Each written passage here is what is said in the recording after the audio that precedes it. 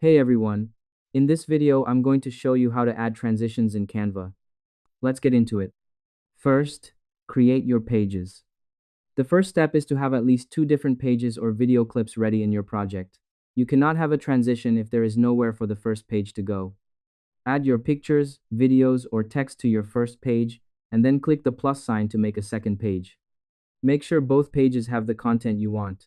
Transitions live in the space between your pages, so you need to have a clear beginning and a clear end.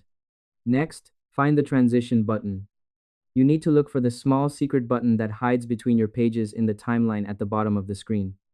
Move your mouse to the space right between your two pages. Look for a small circle with a plus sign inside it or a small icon that looks like two triangles touching. This button only appears when you hover your mouse in that specific spot. Clicking it opens the special menu where all the movements are kept. Next, choose your movement style. Now you can pick how you want the first page to change into the second page. There are many fun choices like sliding, fading, or dissolving. Click on the different boxes in the menu to see a preview of how they look. Pick a simple one like dissolve or slide for your video.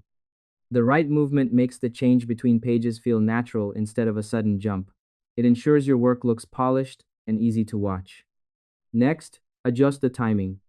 The final step is to decide how fast or slow you want the movement to happen. You can make it very quick or long and slow. Look for the slider bar that says duration in the transition menu. Drag the bar to the left to make it faster or to the right to make it slower. Changing the speed helps the video match the mood of your project. Now your transitions are set and your video is ready to share. And that's it. To add transitions in Canva, create your pages, find the button between them, choose a movement style, and adjust the timing. I hope this helped you out and I see you in the next one.